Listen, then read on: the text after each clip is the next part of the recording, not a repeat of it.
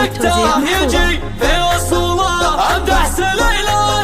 الرياض جيل الاسطى لايق بنات مبارك اللي نقوله من القصيدة الليلة ابيات نجزل حيا بنات مبارك اللي فعوله من العرب ذكرى فخر كل الاجيال عسى بجنات ومراده ينوله مرحوم شيخ الجود محمود الافعال ما مات من القول تهف فعوله خلف بنات الصيت ومعالم زار رماه وترقى كل عالي وتطوله الوصف متكمل من الزن وخصال نوالي يزهاها البديع بجزوله زن وخصايا المال فيها معدال انا اشهد